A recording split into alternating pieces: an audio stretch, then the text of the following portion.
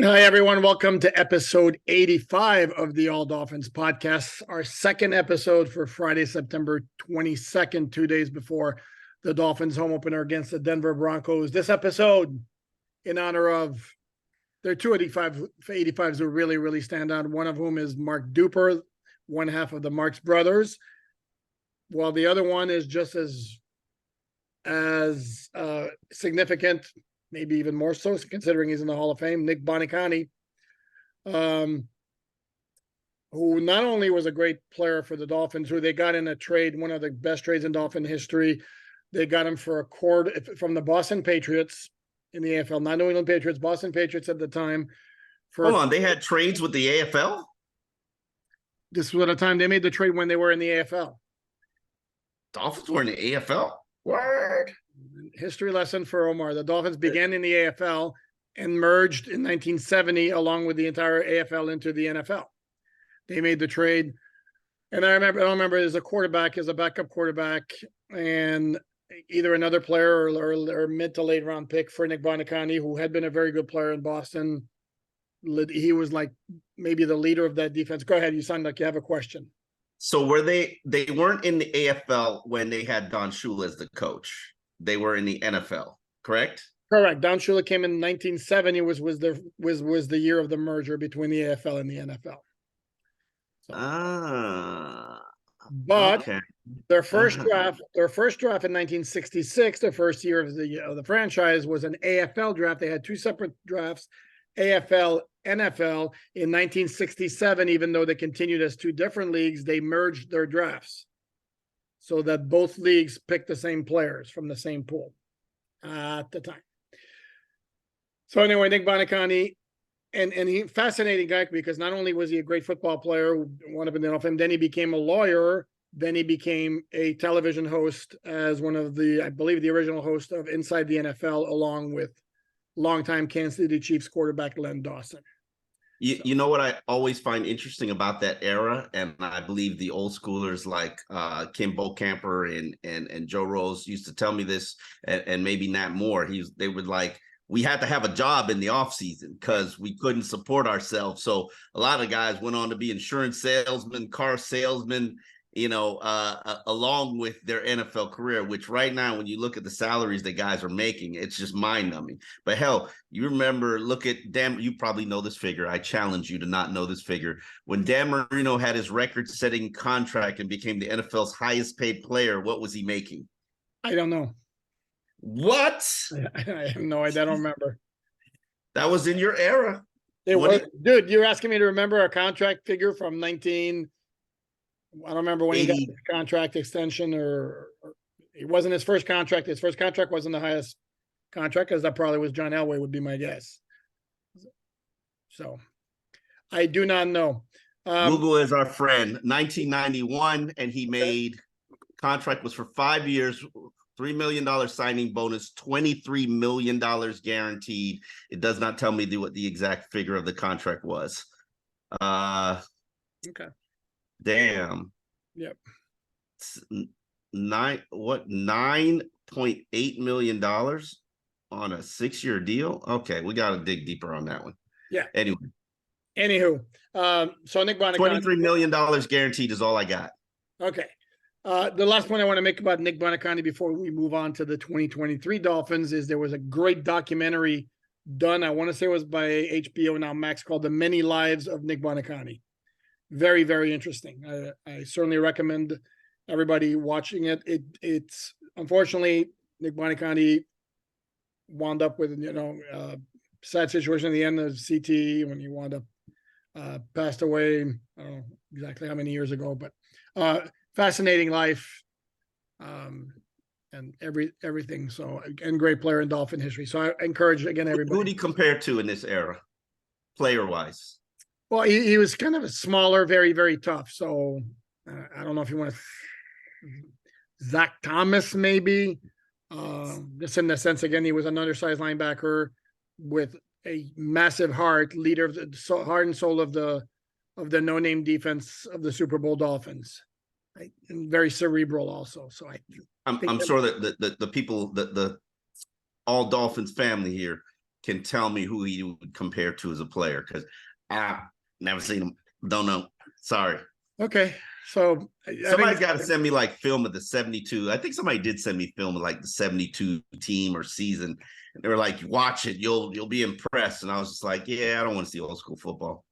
Just and the Dolphins were as old school as it comes. It was running the ball, very low, very high percentage stuff in the passing game, and a brutal defense that was really, really good and very, very sound. Few penalties. It was and those who know me will be like, what? You love that style. You love that game. And I'd be just like, yeah, but it's not fun to watch. I just think it's a good recipe to win. No, correct. It is extraordinarily methodical is the best way to put it. That's what they were. They were extremely efficient, extremely methodical. Okay. You know what's funny? Go ahead. On a tangent here. Yes. The Miami Dolphins are becoming efficient and methodical, but with a passing game. And it's just quick, easy outlet passes. Motion gives you one tail, RPO, key trigger man, makes you decisions, and it's ball control. It's like, but still, they produce the biggest yardage. Well, I was gonna say with the fastest team in the league. So I don't know if I. Yeah. I mean, they can beat you over the head. Correct. That's the thing. I don't know if exactly that's how I would categorize it, but I see where you're coming from. In terms of how they run their offense. Now, they can the purest basic offense. All right, let's get on with the show. Okay. Yeah. And hold on, before I do that, and before we do that, do want to encourage you to watch the betting segment that we taped with Poker Todd earlier this week, episode 84. If you are a gambler per se, if you like to engage in some financial risk, good show for you. Or recreational. There doesn't have to be recreational risk. However you'd like to. You want a little skin in the game. We're gonna do that betting segment and continue to grow it. If you got recommendations, you got suggestions, we will definitely. We're all ears. We are also looking for. Sorry, go ahead. What's the nose part about it? Like you said we're all ears, and I yeah, but we're gonna smell the situation. Never mind, because you said we're all ears and nose. Okay, never mind. Go ahead. You could have said eyes. Like we're all ears and eyes. Well, okay, but I have a big nose. That's why I said nose. It's the first thing that popped up. I think your nose is average size, sir. Don't insult yourself. It goes with your big head. I have no qualms about it. That ship has sailed long ago by me worrying about my appearance. Okay, let's get to it. I can see folks watching this going, these two, come on, man, Jesus, stop babbling. Okay, the big news, obviously, this is Friday, the final injury report. The good news, Dolphins did not rule out anybody. The bad news, or potentially bad news, they have a whole bunch of guys who are question marks, questionable. There's one player who's doubtful, that's Savon Ahmed. He ain't playing. I agree.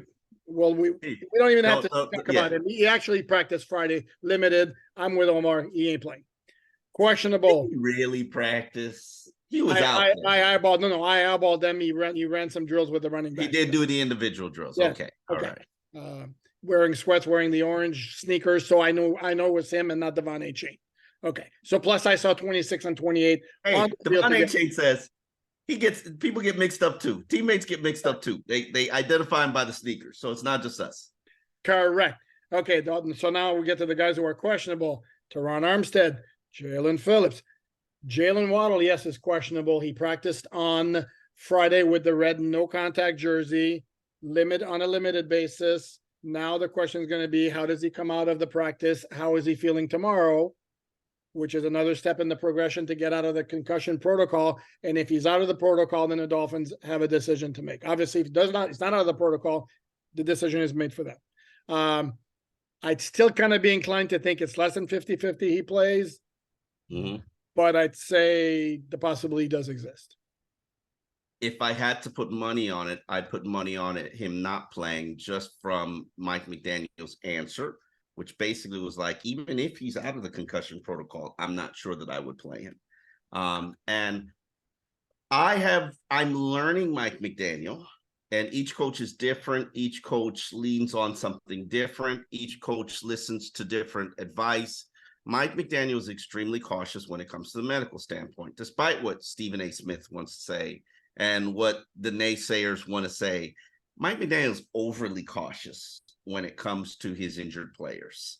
And that's just based on what my history with him has taught me. You could talk whatever you want about Tua and what happened in Cincinnati and Buffalo. Okay, but I'm judging it based on what I've experienced. And maybe there was a lesson that was learned then. Poop can correct me if I'm wrong. No, absolutely. But I look at him as an overly cautious guy, which means the benefit of doubt is not going to go to the player. Because if that was the case last week, Teron Armstead would have played. Oh, I agree. But to me, again, it's also smart because you have a team that does have some decent depth. It has decent depth to where the benefit of playing a guy immediately when he's ready, but maybe not 100% ready, as opposed to the potential cost. I think to me, it's just smart business. You've heard me use that phrase quite a bit, the cost benefit aspect of it. Well, to me, especially if you have like designs on a very long productive season that goes deep into January, maybe February, the cost benefit of being. I'm not ready yet, Poop. I'm not ready yet. Well, I'm not saying either. I'm not eliminating the possibility yet. Again, the potential cost is not worth the benefit of having a guy in week 2 instead of in week 3. So that's where I stand on that. But like I said, I agree with you. I think it's less than 50-50. With Armstead, I'm kind of thinking it's more than 50-50. Oh, he's playing. I have no doubt in my mind that he's playing. See, I would be with you if it wasn't for the fact that he was limited today.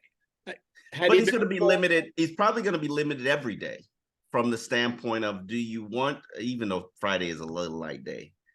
I mean, correct. I see what you're saying there. I see what you're trying to hint at. Yeah. Correct. But do you want to overexert him 2 days before the game? Think about it. Again, Omar, you said it before. Friday practice. Which anybody who knows, if you haven't followed or you're not aware, the Friday practice is pretty light. The heavy days are Wednesday and Thursday. So to me, that's why if I don't see full on Friday, so that's why I'm not ready to go 100% he's playing. Jalen, they also had a bunch of guys who were questionable. So hold on. Time out. Go ahead. So why would Mike McDaniel say, unless I get a red light, he's got the green light? And when he's referring to, I think the red light would be soreness, setback, looking bad during the warm-up. So why would he say that if he wasn't a go? Why wouldn't he practice full if he's a go during a light Friday practice? This is why, again, I don't know. My guess it's going to come down to Sunday morning. Armstead's going to take part in warm-ups. How do you feel, Teron? How's it looking? Be honest with us. You got to be straight with us. And if there's any sort of hesitation, if it's not, I'm good to go. I think, Teron, you're going to sit another week. That's my, and the fact that Kendall Lamb has played so well at left tackle in his absence, I think gives McDaniel, and yes, I get it. I mean, might contradict what I've said before, that Teron Armstead is still at a different level as a player. But the reality, and the more I think of it, the fact that Kendall Lamb has played very well, gives Mike McDaniel a little bit of a security blanket to not rush Armstead. Are you in the Kendall Lamb's playing well enough, let's rest Teron Armstead camp? Not let's rest. I'm in the Kendall Lamb's playing well enough that we don't need Teron Armstead camp? That we don't need to rush Teron Armstead if he's not completely ready to go. Yes, I'm in that camp. Absolutely. Well, as a card-holding member of the Kendall Lamb fan club. Oh, you're not the president? Forget card-holding member. There's somebody who's got to be the president. Mrs. Lamb. Huh? Mrs. Lamb, Mama Lamb. Mama Lamb, I like that. Mama Lamb, Daddy Lamb, not Granddad Lamb, because Granddad Lamb didn't believe. That's right. He held that against him. Yes. As a card-carrying member of the Kendall Lamb fan club, while he has played phenomenally, I think there is a line of delineation that we will get to at some point. And I don't want to see that point. I would love for him to, leave this. Are you a Seinfeld fan? I did watch a lot of episodes. You dabbled a little bit in Seinfeld. I would love for him to leave on a Seinfeld, leave on a Jerry Costanza, leave on a high note. Just get up and leave. You kill the room. Just get up and walk away, walk out. And everybody leaves with a great lasting impression. And we will have the utmost confidence no matter what happens to the offensive line because Kendall Lamb is there. And Kendall Lamb can fill in, except for guard, and center. Kendall Lamb can fill in on those other spots.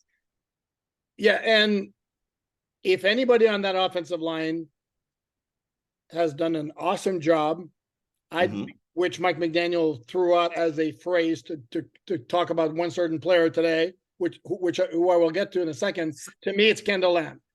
McDaniel used it to describe Austin Jackson's work. Awesome job. Austin's done an awesome job. Awesome.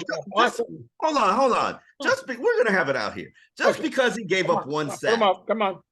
Go ahead. One sack, and one pressure that led to an interception. That does not mean that he has not played well.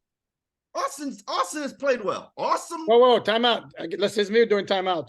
Okay. First of all, the pressure did not lead to the interception. The ball was gone. Okay, that's number one. Number two, rushed the ball. It rushed the throw. It didn't rush the ball. He took a shot. Rushed the throw a little. No, he took a shot. He underthrew it. The DB made a great play. Pick. Okay, maybe he didn't step into it as much as he could have. Will you at least give me that? No. Fine. It's like, oh my God, okay. He is losing it over the Tua excuse.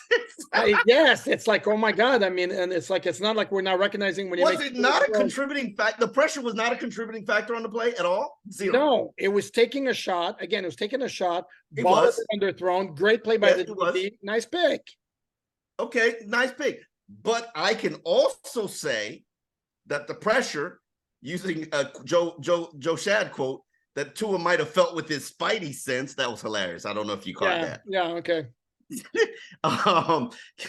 For those who don't know, Joe Shad, our colleague from the Palm Beach Post, asked Tua a question about feeling pressure and if he has the spidey sense, and Tua like, spidey sense, and started cracking up. And it's like, I was like, yeah, this is, I mean, think about it. Not everybody pays attention to the Spider-Man era. Like, no. And I watched the replay 3 times. I'm sorry, maybe I'm wrong from my vantage point. No, the pressure had no anyway. But my bigger point here with Austin Jackson is you're telling me, like, are you going to argue that he hasn't played very well? Okay, yes, he's played very well. Is that awesome job? To me, that's a maybe it's semantics here. That's a compared to what the fan base's expectations were. Now we're grading on a curve. Yes, of course I'm grading on a curve. But again, who isn't grading on a curve? The scoreboard's not grading on a curve. Did people not say that Austin Jackson was a bust coming into this year? Yes or no? No, I agree. Okay, so if a alleged bust has holding it down, playing very good, performing well on one of the top offensive lines in the NFL, which is they've been the first week of the season. They've got the number 1 ranked offense. They keep Tua's jersey clean. Wouldn't that get you a little? They also get rid of the ball very quickly. But okay, again, Omar, the Arizona Cardinals, considering their standards, played actually a pretty good game against the New York Giants last week. Would you not say that?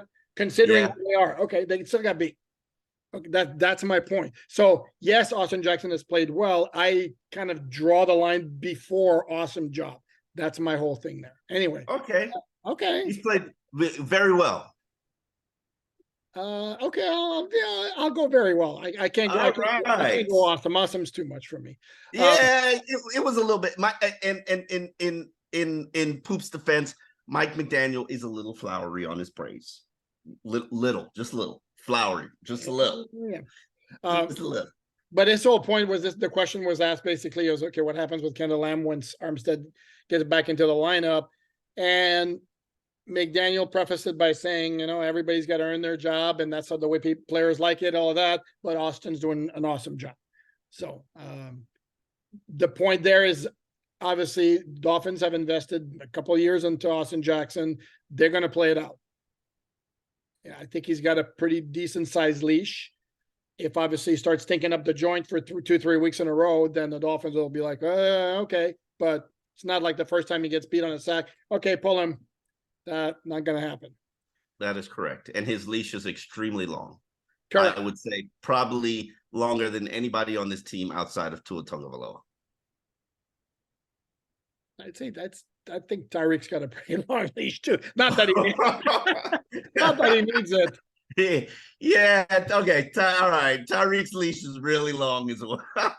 Not that he needs it, but holy moly. Tyreek walks off a leash. Pretty much. Tyreek's doesn't have even a leash anymore. Yeah, Tyreek has no leash. So Cheetah has them. Nobody puts a leash on the cheetah.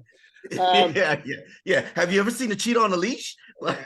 There are 3 guys who were listed as questionable despite being full participants on Friday, which is Tyler Kroft. That's semi-unusual. Tyler Kroft, Elijah Campbell, I want to say, and then Jalen Phillips. So that looks good for Jalen Phillips, the fact that he was a full participant. Now, looking at the Broncos, as suspected, there will be no Justin Simmons in the lineup. He's been ruled out. That's obviously significant. There will be no Frank Clark. There will be no Frank Clark. Should move the line. Justin Simmons should move the line. You can't not have your best. This is where we need poker. These are the things for which we need poker, Todd. Like, would the line move for Justin Simmons? There's no way you can not have your best defender and it not move the line. He's not their best defender, but he's one of their best defenders. Who is their best defender? Patrick Surtain. Come on, man. Come on. No, Patrick Surtain just got here. He's like a top 3 corner in the NFL, dude. And Justin Simmons is not a top 3 safety in the NFL? Minka's one of them. The guy in San Francisco whose name escapes me, the Polynesian dude, that dude can play. Even though he's a latecomer on the scene, but that dude can play. And as I have to run quickly through the league, Justin Simmons, let's say, is top 5. Patrick Surtain is, when I say top 3, he may be top 2. Some people might even like him better than Sauce Gardner, who I think the conversation right now would be between those 2. Patrick Surtain, too, is a baller. All right. We're okay. One of your top 2 cornerbacks. Okay, Raekwon Davis also full participant in practice today, even though he's questionable with a wrist injury. Certainly would expect him to play. Cross is not one of the guys who was full. Croft was limited again today. So that's three straight days of limited with a back injury. And he don't play anyway. He might. Not like they've used a tight end anyway this year, other than Durham Smythe. It's been they don't need one. They got Alec Golden, man. Alec Ingold. I'm just calling him Alec Golden. We call him Ingolden. That's perfect too. That works. I'm just calling him Gold. Gold. There you go. He's been gold. Goldie. He does have a goldish hue to him. He does. My buddy who covers the Raiders could not stop singing his praises when the Dolphins signed him. He's like, "You're gonna love this guy. Great dude, good player." And it's completely crazy. Again, I told this story last week or 2 weeks ago, how the Dolphins wound up getting him. That he tore his ACL in November of 2021. Josh McDaniels takes over as head coach in 2022. They absolutely use a fullback in Las Vegas anymore, but he wanted his dude from the Patriots. So Ingold was becoming a restricted free agent. They're like, no, not even tendering him. I want my guy from New England, which is how Ingold became a free agent. Dolphins signed him, despite the fact he was coming off an ACL. Raiders brought their guy Jacob Johnson from New England, and the rest is history. And Ingold right now, outside of Kyle Juszczyk from the 49ers, who's a hell of a player, and Ricard in Baltimore is also a very good player. Ingold's in conversation, as a top 3 fullback in the NFL. No question about it. He's one of my favorite players to watch in the game. And for people who don't understand, that are new to me, I love trench play. I watch trench play. That's my thing. Okay. And Alec Ingold is a trench player, and he stands up your favorite defensive end as a solo blocker. Like, I watched him. He cleaned up a play. I forget if it was this guy. It was Matt Judon. He cleaned up a Matt Judon block. Like, who the hell are you trusting to go block a Pro Bowl pass rusher edge player? Wouldn't you trust your tackles? No, Alec Ingold, he's got it. And I was like, that's him right there. That was, but that's, and people haven't seen him as a pass catcher or the ball in his hand yet. And I really, that's where he won me over. And I was just like, damn, he could do that. Okay, all right. So it will be unleashed at some point, and that's probably where we can evolve the conversation. There are so many different phases and elements to this offense. What you've seen so far is just a sampling. It's like a tapas. Like, they gave you one little entree this week, another little entree next week. I know that there are two little entrees that are my favorite stuff that they still haven't shown yet. And I think the offense is continuing to evolve. And we talked to Frank Smith and we talked to Mike McDaniel, and they talk about that. Like, this is a progression. We're going to continue to evolve, and we're going to continue to throw different things at people. And if you look at all the things that the Dolphins can do and all the little nuances to their offense, it's a very extensive menu. It's kind of like the menu at, what's that place I hate to eat at? Cheesecake Factory. Cheesecake Factory. They've got Hater. That's a great restaurant. Hey, come on, bro. If you've got a 12-page menu, how many of those items do you cook well? Seriously. I've never had a bad meal at Cheesecake Factory, but okay, go on. But do go on. I've never found a good meal at Cheesecake Factory. So, people always recommend, the meatloaf, try the pizza, try this. I've had it all. My wife loves Cheesecake Factory, and I hate going there. Listen to her. She's obviously the smart one in the family. Yes, I am not a big cheesecake fan. Now, if Cheesecake would like to sponsor the All Dolphins podcast, all of a sudden the food will become outrageous. Oh, food is amazing, but the menu's too big. And for the Dolphins, I can tell you, based on what we've seen, they got a big menu. They really have a big menu, and without Jalen Waddle. Okay, Jalen Waddle's off the menu. It's like saying, okay, all our beef entrees are off the menu now.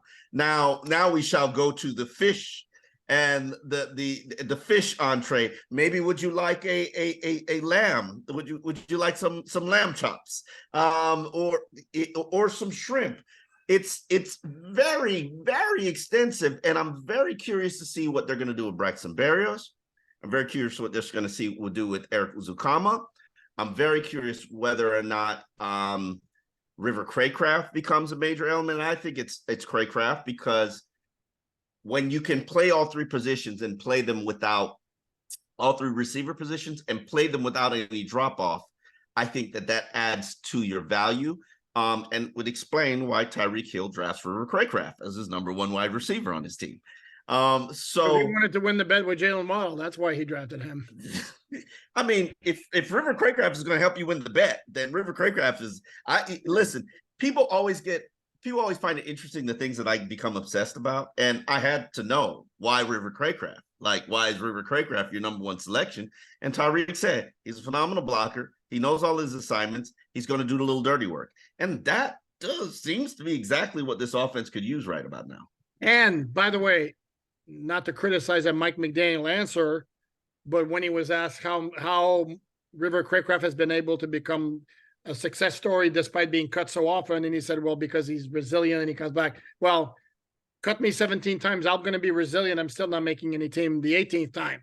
And Tyreek Hill's answer right there, that's how River Craycraft has been able to finally latch on, is because, again, he does everything, maybe not at superstar level, but he can do everything, like run the routes, block, he'll catch the ball, and he's very dependable.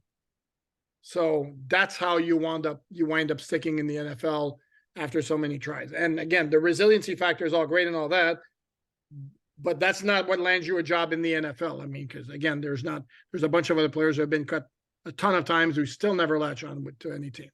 So I'm like you. I'm very curious to see if Waddle doesn't play exactly how they're going to adjust. I still maintain to me the least disruptive thing. And yes, they have a lot of different things on the menu, to use the food analogy. But they also have a formula where guys do certain things particularly well. And why wouldn't you want to keep that and then bring in the speed element by elevating Robbie Chosen? I'm not convinced that's going to happen. I'm still looking for Cameron Good to go. I see no reason why he's not getting elevation number 3, special teams again. And I mean, that's it though. Once you get special elevation number 3, you got to go 53 from that point on, right? 53, but again, they have a crap load of DBs on the roster. They don't need that. I don't see the roster spot. I don't see the roster spot. They don't have it. They don't need as many DBs as they have on the roster. And then who knows if something happens when Jeff Wilson's about to come back. Jeff Wilson's about to come off IR. Are you going to really carry 5 tailbacks? That's number 1. Number 2, Nick Needham's about to come off PUP if he's ready to go. That's another DB on top of the, what do they have, 12 right now? That's an awful lot of DBs. Hey, man, you need a lot of DBs to make it through a season. So I know, I understand that, but there's a practice squad for that. And I think based on the fact that they brought up Cameron Good twice already, obviously they like what he's doing on special teams. And doesn't mean you have to have it every week. I think you'd want to save it for Buffalo week.